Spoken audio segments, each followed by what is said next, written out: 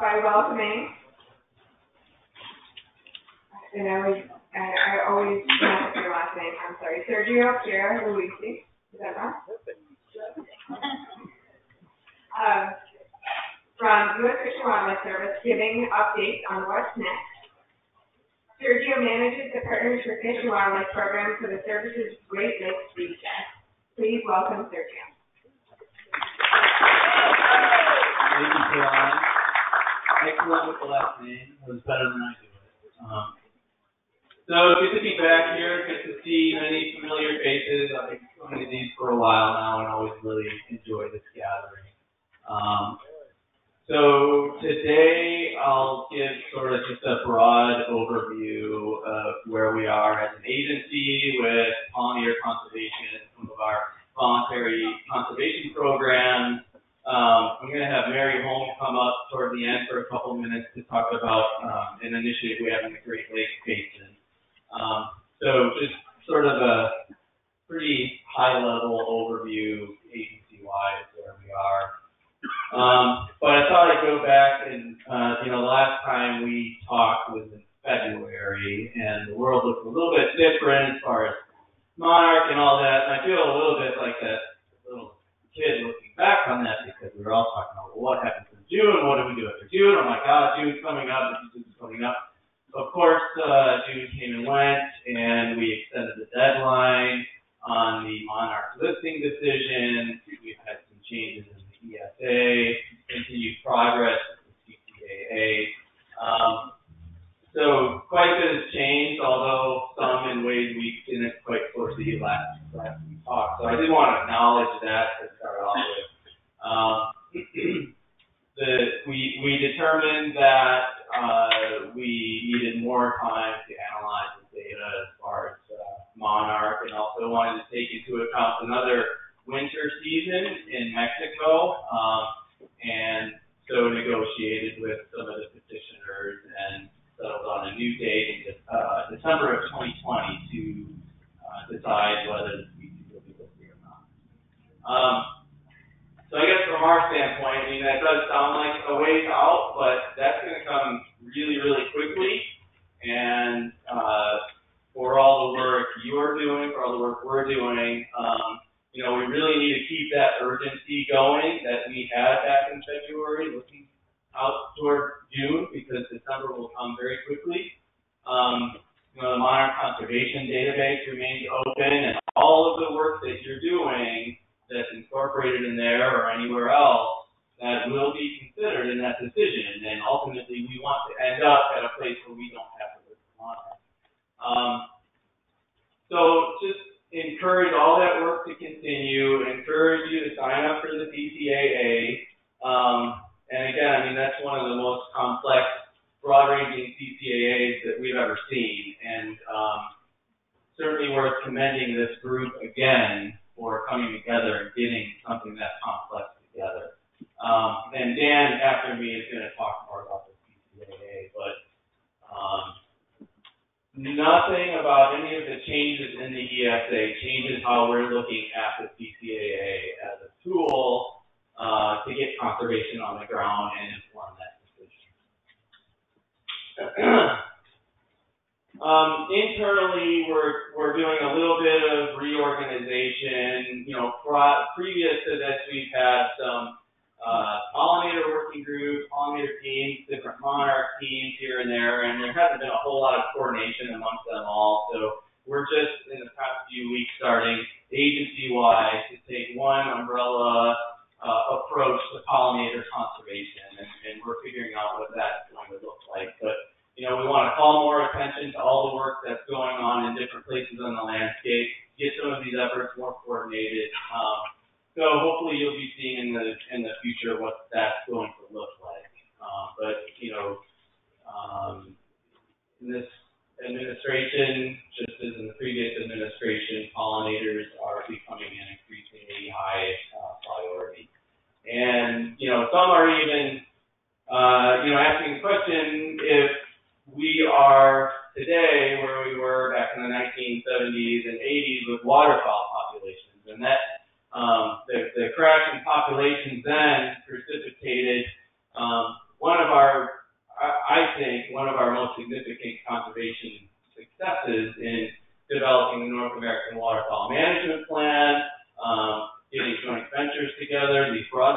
partnerships, understanding the science with the sprayer potholes and everywhere else, and reversing some of those declines.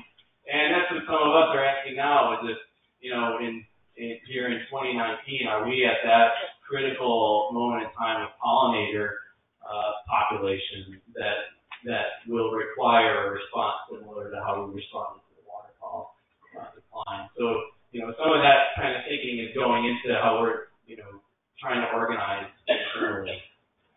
Of course, I can't be up here without plugging the Partners for Fish and Wildlife program. I wear a few hats in the agency, but that's the biggest hat I wear is working with Partners for Fish and Wildlife program. It's our private lands program, any lands non-state and non-federal is what we work on. And since February, Congress passed the Partners for Fish and Wildlife Act, which reauthorizes our program for the next 5 years. So that was a pretty big deal for us. It provides a funding ceiling, which we haven't met yet, but it did show pretty good recognition from Congress, which is good to see. So something good has happened since February. Looking back at where we've worked on private lands, this is where we worked in 2018 in the region that I covered. All those stars are projects that we did and worked with almost 600 landowners and another 150 partners. And just to look at some of our upland pollinator type projects, doing lots of monarch projects, rusty pest bumblebee projects, lots of fire, planting, weed control, all that. So in 2018, we did about 10,500 acres. One of our projects I was just at, this is in La Crosse, Wisconsin, city-owned property and works just right through the right-of-way on this prairie restoration. It's pretty neat. And another look at one of our projects in Illinois, brush control project, and some of the results we've seen from that. So we're just taking a closer look at pollinators with a lot of our projects and a lot of what we do. Yes.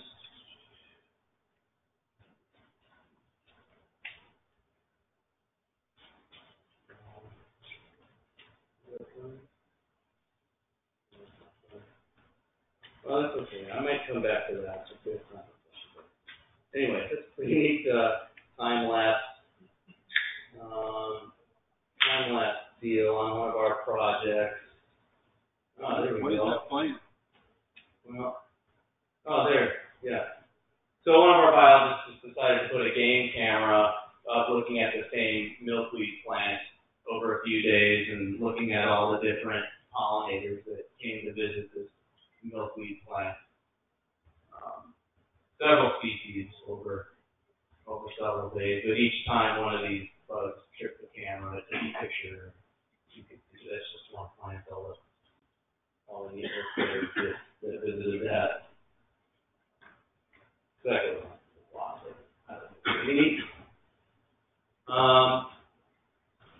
We have a pretty active urban program, urban national wildlife program. We have about 14 priority national wildlife refuges across the country that are considered urban refuges.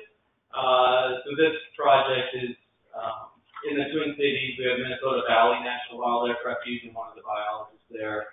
I believe this is working with Excel and some of the neighboring homeowners, restoring habitat and netting butterflies and tagging butterflies and all that. So we have lots of different programs and ways to get involved in different parts of the country. And of course, I always want to mention, we're not only leaning on rights-of-way groups to produce monarch and pollinator habitat. We're doing a lot of work with producers. We're as hand-in-hand with NRCS as we can be, and Pheasants Forever through their Farmville Biologist program. I can't remember who mentioned the Keystone Partnership, but we stay involved with that partnership as well, doing more work with conservation grazing. But it's a huge part of what we do is working with ag producers. I'm going to go a little bit faster through this, because I want to leave a couple minutes for Meri. Another big partnership we just established was in New England. We just established a multi-state agreement covering about 12 pollinator species, and that was a big biological opinion, biological assessment, conference report, agreement with NRCS, and we're working with the Xerces Society to establish pollinator habitat with blueberry and cranberry producers. That agreement was just executed, I think, a few weeks ago, but that was a pretty big deal. But all in all, we're just looking for more partnerships. Working with this group has been incredible. We don't work with a lot of groups like this group that brings so many different sectors, different interests together, and has maintained this energy. So I think, there's just nothing but potential to do more into the future. And we're just looking for habitat on the ground. But I want to introduce Meri real quick here. Meri Holm is the pollinator coordinator for our Great Lakes Restoration Initiative, Great Lakes Restoration Initiative Pollinator Project.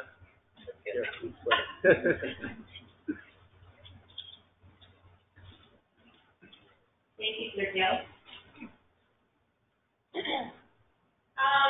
There's so many great habitat projects going on. It's really exciting to hear about everything that's going on. And I'm going to tell you about one that everyone here in the Great Lakes region. I work out in Michigan, Michigan Private Land Law, East Michigan. The Fish and Wildlife Service is heading this project. Last year, the CCAA stands for Great Lakes Restoration Initiative. Pollinator Task Force was formed with funding through CCAA and CCAA. So the task force is a collaboration between federal agencies at this point, including the Fish and Wildlife Service, the National Park Service, the Forest Service, NRCS, and USFWS. That map is the Great Lakes watershed map, which is our broad focus area, minus Canada. Sorry to the Canadian person here. Not yet.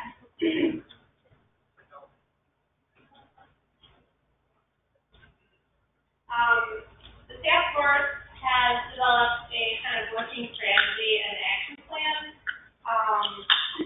And the hope is this is a coordinated landscape scale approach across the Great Lakes Basin. When we first got together, we were supposed to work together on pollinators. It was like, pollinators is huge. Like, what pollinator are we going to focus on? We needed to kind of narrow it down. So we chose native bees for our primary focus for the first 5-year plan. And one of our goals is to ensure viable and resilient communities with good population decline that is prevent future ESA listing of native bees. Some of the actions outlined in the plan include native bee and pollinator surveys, data collection that includes distribution data, literature data, BMP data. So we're going through a lot of plans that are already out there, information, a mapping and modeling effort to identify priority areas to put habitat restoration on the ground, and threat assessments in those areas. Big goal is to work with partners to enhance, restore, and protect habitat, diverse habitat, connected habitat. So that's a big reason that I'm reaching out to all of you today, so that connectivity is better than the right space. And also we have an education and outreach goal to increase awareness of what's going on, and not just increasing awareness to outside groups or even within our agencies, but increasing communication between people that are working on pollinators in the Great Lakes. This is kind of our mission that we've developed. So to galvanize native bee conservation by coordinating and funding actions that efficiently maximize native bee abundance, distribution, diversity, and resilience within the Great Lakes. Some of the actions that we have planned to work on from 19 through 21 are this year for DLRI and compliance in this way. Compiling the data getting maps and models underway, developing a communication strategy between partners in the task force. So we're all talking the same language when we're talking pollinators, when we're talking about what we're doing for native species, we're all on the same page. Just identifying key threats and stressors in the focus areas. Expanding the Great Lakes native bee inventory surveys, which were started by the Forest Service last year, well, in 2017. And we're hoping to expand those to refuges and parks and other lands. And we are planning a science support partner workshop where we can get together experts on native bees and habitat and kind of bounce ideas off of them, so we know we're going in the right direction. And then, of course, habitat restoration enhancement projects, on the ground projects, what we want to have. This is the bee that was listening to the extinct. That Forest Service doing the bee survey is found in Wisconsin, has been reported since 1910, so that's exciting news that I share. Why we're calling on you this because there's opportunities for collaboration with all of you in this group, here together that's sharing information, funding projects on the ground, survey work. Lots of opportunities to work together.